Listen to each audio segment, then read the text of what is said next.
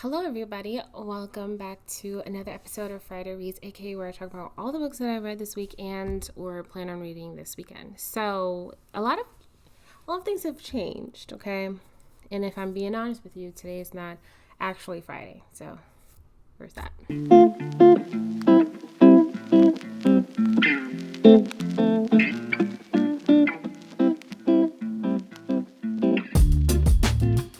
So like I mentioned before, a lot has changed in regards to my reading, and we're going to get into that.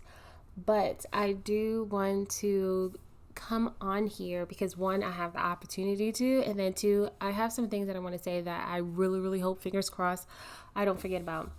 So let's get into what I've been reading this week. So I started The Idiot by Elif Batuman. Was it yesterday? I think it was like yesterday. And I'm currently on page, I think, 81 of this book. And let me tell you something. I used to see this book when I was looking up The Idiot by Fyodor Dostoevsky. Whenever I would search for The Idiot, this would come up. And at first I thought that this was like a nonfiction book or something. Like, it gave me that impression. And so I would always like skip over it, like, this ain't what I'm looking for, and just keep scrolling or whatever. And so yeah, I started it, and then I was just like, okay, we're gonna have to move some things around because I really want to continue reading the book. So I didn't get that far, but we follow a young lady named Selin, and she, I think, is a Turkish American. We follow, well, right now I'm in her freshman year of Harvard. So I'm enjoying it. I'm having a really good laugh. So much so that I texted my friend, I was like, if you are my friend because of my personality, then read this book. And then I texted her again and said, that was a little dramatic. Just get the book and read it and then tell me what you think. I was reading it and I found myself laughing a lot, and it just felt so reminiscent. I felt like I was reminiscing a lot with my younger self and just some of the interactions I had, and some of the moments where I was just like, I wasn't the brightest bulb in the tin in bed. And at the time, I thought that I was just being so intellectual and so smart. I remember when I was talking to my theater teacher, he established a relationship with some of his students where, like, we were really close. And so we were talking, and I heard this word from Clueless. She said the word impotent. And I just thought to myself, like, I was going through my Clueless phase where I would say, instead of saying it's that time of the month, I was saying I'm surfing a crimson wave because it just felt so smart. And so I was talking to my teacher, and I don't know what I was talking about, and I said something like I just feel impotent, and he was like, I knew what it meant, right? But he took it one way, and I was like, well, I meant weak. I meant in a sense of being weak. And it was just like such a like, anyway, I'm reading this book and it's just making me think about all the things that I've done that I'm just like, but I laugh at it now. I laugh at it now because at that time I was so sure. And it's making me go back and think about all these things. And so there are so many like moments where I'm just like underlining things, writing things, and I feel like I'm having a conversation with this book because there are some questions that are being raised in this book, and I'm going and I'm looking online and just trying to find answers to it. And I know sometimes this book kind of gives you the impression that if you look too deep into something, you're gonna fall down you're like Alice falling down a rabbit hole, right? And to me, like, I love falling down rabbit holes and just being able to just kind of like dive deep and see like what is what. And so to me, that stimulates my brain. And so there are some things that I want to discuss. So I feel like the thing with this book is, so we're dealing with someone, a few of the words that come to mind as I'm reading this book is the words dream and child. And to me, it feels like Selin, she is at the age, right? She's just coming out of high school where she's placed in this environment where she has this independence, right? But it's not true independence, but it's that transition where you are in high school and there is a sense of security in that way. I know that when I was in high school, it felt set to me. And then when I go to college, I'm far away from my mom and I'm here by myself and I have to decide what classes I'm going to take, find enough like classes and pick my own schedules and my own professors and make sure I have enough credits. I'm making up enough credits or whatever the case may be. And I got to wake myself up and I got to go to my classes. And if I don't go, there's not going to be some sort of like, it just feels more like independent in a sense that the consequences and the decisions I make is my own. And the repercussions are for me to bear. Whereas when you're in high school or when you're in that age bracket, you are your parents' responsibility and your parents like make your breakfast, you know, depending on where you come from or where you grew up. But it's like a lot of it falls on your parents. When you go in to college, a lot of it falls on you. In the beginning, we start off very confused. It's a very confusing experience when you first are going into college. And we kind of set the tone where she's learning about emails and she's just trying to figure it out. There's like a part where I think she gets like some sort of cord that you plug into the wall and I guess it connects you to the internet or something. She's like, what do I do? Hang myself with it?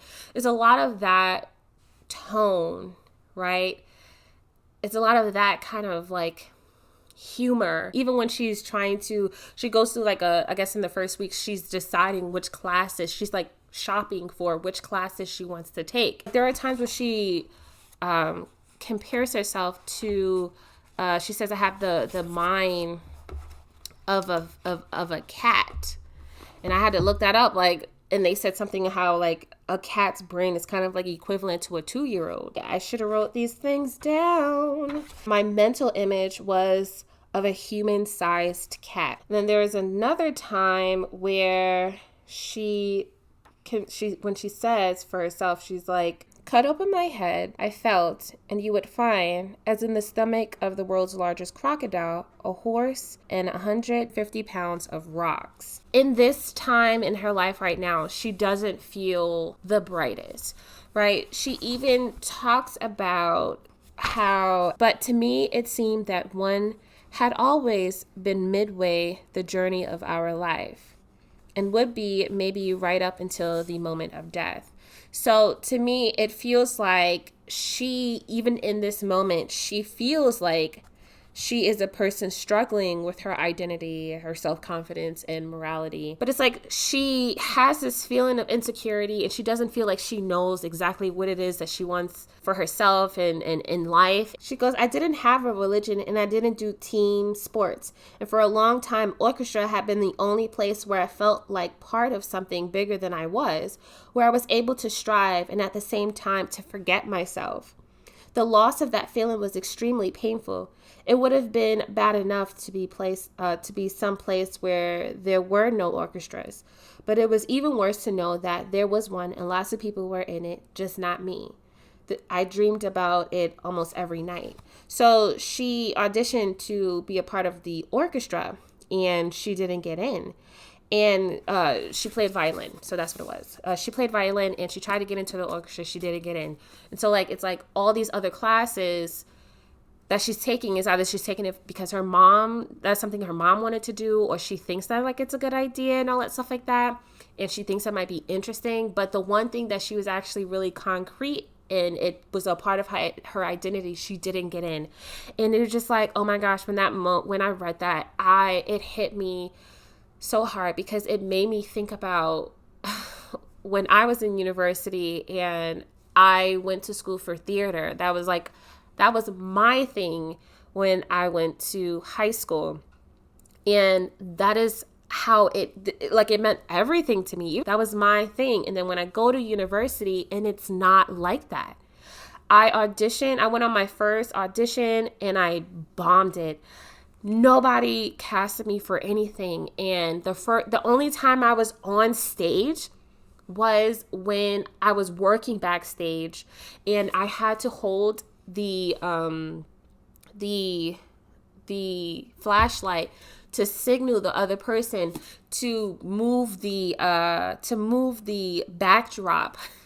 I just think about the time where I was just sitting backstage in the dark and just listening to everyone just act, and then people changing their costumes and they're, changing their wardrobes and running off stage, going back on stage, and I'm just sitting there dressed in all black, and I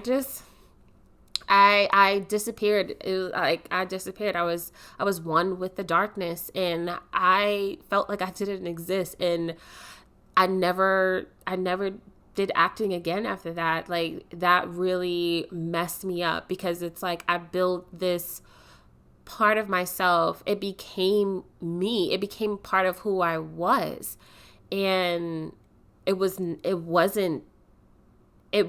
me anymore. And so much so to the point where even at my big age, I can't watch like musicals. I don't want to relive that. To me, it feels like a traumatic experience, and I don't like thinking about it. Then we get to the part where she starts going to class, and it seems like in each class, there's either a this or a that. There's this duality here where it's like you got to make a choice. So you have this idea of either you live by aesthetic principles or ethical principles. She befriends a girl named Svetlana, and she introduces this duality here, right? When she goes to a linguistic class, here's another like either or, where it's like Chomsky, who believed that language is innate and simply developed, or it's B.F. Skinner, who believed that language was learned. So it's like this either or.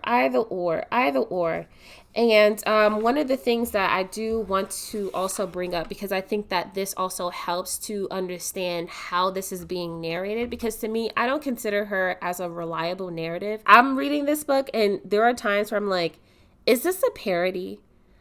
Are we in a dream? And like I said before, the word that comes up often is like the word dream. So I'm like, I wonder, like, is this like some sort of, or is this trying to create this atmosphere of like, this is a dream, or this is like a highly dramatized version of a retelling of like what Selin went through? Because it does feel like, it feels like it's current, but it also feels like it happened in the past kind of thing. And I read before, or I think I heard somewhere, I don't even remember, it was a long time ago, where they were talking about when we are recalling our memories, a lot of it is skewed due to our emotions, how it affected us, right? So when we're recalling what happened from our memory, we tell our story, and sometimes it can be a bit over dramatic, depending on the situation of if it was good or bad, if it was joyful or if brung pain or something like that. It influences how the story is retold or whatever, or recalled, or whatever the case may be. She goes, in my heart, I knew that Worf was right. I knew I thought differently in Turkish and in English. So there's that duality again there. This or that, you know what I'm saying? And I feel like that can be her. I feel like oftentimes she's kind of stuck in the middle. And it's like, in a world where it's like you got to choose this or the other. So who's right? Is it Skinner or is it Chomsky, right? Is it aesthetic principles or is it ethical principles? And so I feel like this also too adds to this feeling of confusion and why she always feels like she's not getting it or she's not smart enough, because it's like, well, I don't know, like, what do I choose? I'm not really sure. I don't think that she's an idiot. I think that the circumstances and the environment that she is around is kind of causing this dysfunction, kind of causing this chaos, right, in her mind. And I think what makes it a bit complicated for her is because I think that she tries really hard to logically get an understanding of like all of this stuff. She says everything you said was potentially encroaching on someone else's experiences, that your own subjectivity was booby-trapped and set you up to having conflicting stories with others. It compromised and transformed everything you said. It actually changed what what verb tense you use, and you couldn't escape. There was no way to go through life. In Turkish or in any other language, I feel like oftentimes, like in these moments, she feels like she can be, like things can be either or, right?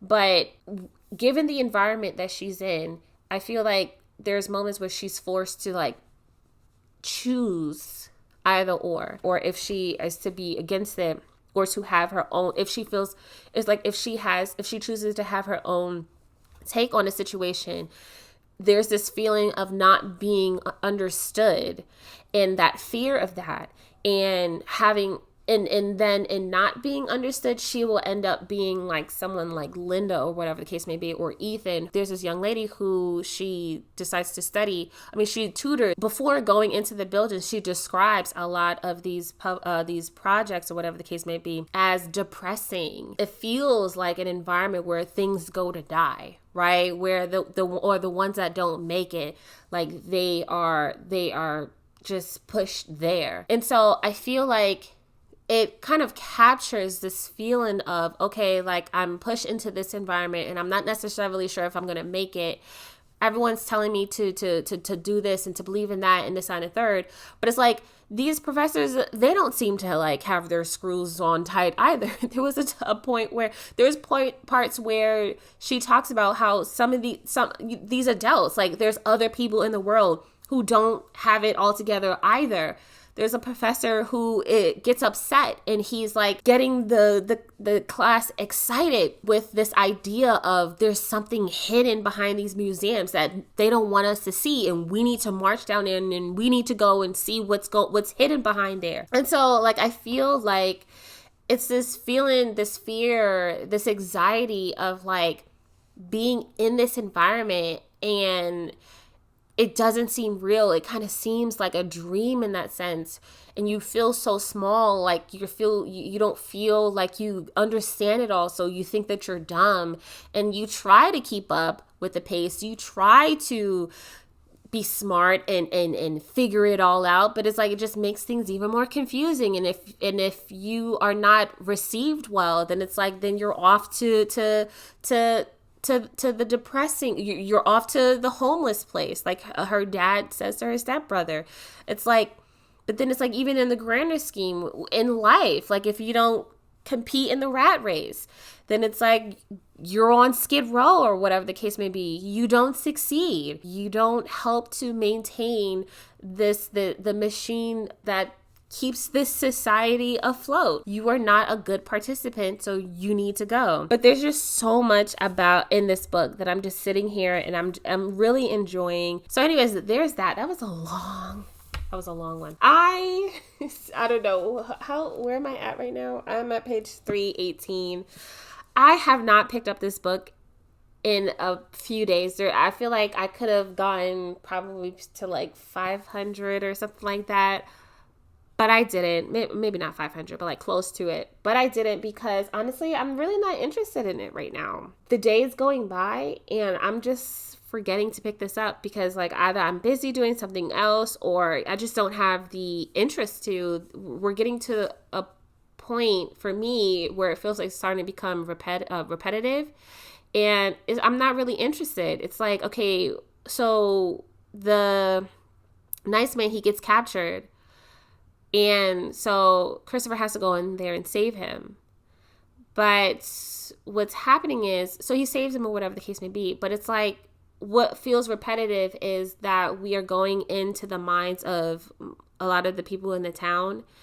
And we're constantly, it feels like when things kind of replay over and over, Mr. Henderson doesn't like you. Mr. Henderson isn't in love with you. We have to keep Christopher safe. We have to save Christopher. Mrs. Lasko was drunk. Mrs. Lasko went to the bar. And it's just like, I don't know. And it already feels like the tone already feels dry. So when we go into the mind, it just feels even drier. I feel depleted. I feel thirsty. Is the feeling that I'm getting when I'm reading this. And it's just like, I don't know. I'm still going to finish it because I really want to know what it's about. But right now I'm just really not interested. I thought I was going to I picked this up with the intent and purpose of being spooked out and being scared. But I don't know. It just kind of feels, it doesn't really make me scared like that. And that's fine, but it's just like, I'm not really interested in it right now. Lastly, I'm still holding strong with War and Peace by Leo Tolstoy. It's another thing too. There's a lot of references to Leo Tolstoy, Anna Karenina. So back to this. War and Peace by Leo. Oh yeah, that's what it was. One of the things that I've noticed when I'm reading War and Peace by Leo Tolstoy, what is up? How does he feel about the Germans? Because it always feels like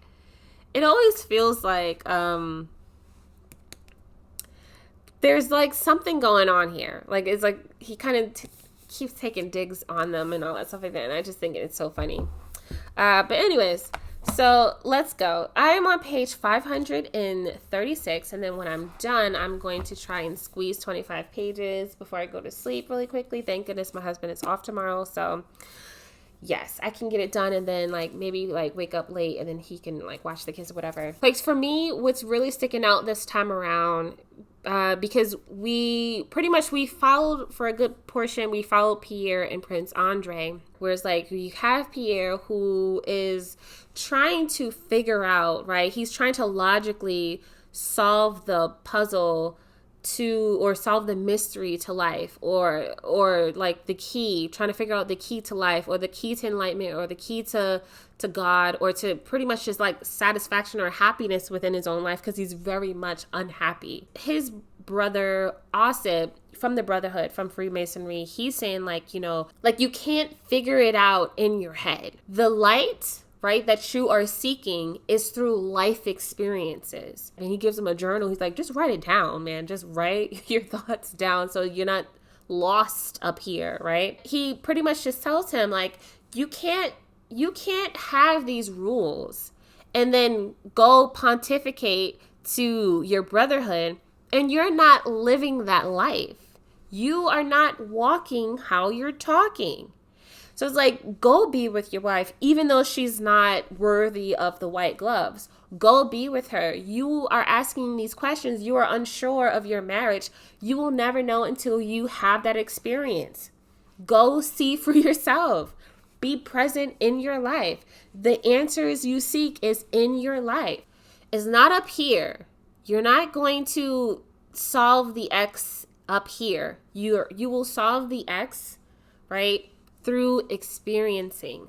Life is the light. The difference with Prince Andrei is he is able to put himself in a situation where if it's in his head and this is something that he seeks, he will go and actively engage in whatever it is that he wants in order to find that out, even if it means it takes his life. Now, Prince Andrei, he is in love with Natasha and he wants to marry her, and he is on a new path in his life and he is trying to find happiness. There's something that he says in there that made me have to underline it. And I usually don't write my books, but he says this line of, let the dead bury the dead. I'm going to live my life the way that I want to live it. He didn't say that exactly, but that's pretty much what he was saying. Imagine coming back home. You don't get the glory because people don't even remember, people don't talk about what you did during that battle, and you lose your wife. That's crazy, right? But he's willing to try again. Whereas Pierre, he's just not even engaging. He's not even engaging. And so there's that. I also because we're getting a lot more of Natasha. And one of the things that I like about it, she has being written really carefully, and there's time, there's thought gone into it. And it reminds me of who I was around that age when I was coming into my womanhood. The only difference between me and Natasha is Natasha becomes very self-aware.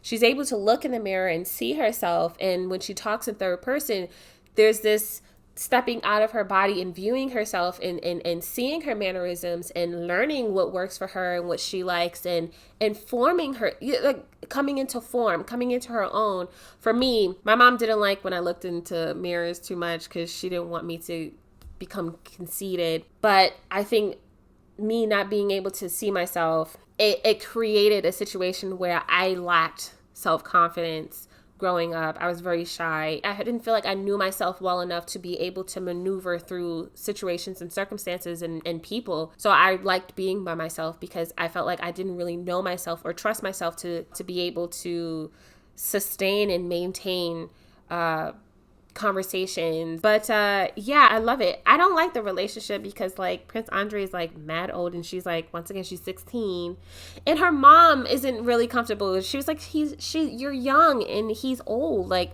but it's like Natasha is so sure of herself. And I like that because it's like at 16, that's very mature. She says she loves him. That's what she believes in, regardless of what other people think. There were times where I'm like, I for sure thought I loved somebody. I remember there was a guy that I had fallen in love with, and I said to myself, I will wait for the rest of my life for this person, whatever it took. And it's like when you think back on it, it's like, girl, you need help. It's a good book. I am loving it. I'm enjoying it. I appreciate it, and I'm holding on strong. I am holding on strong.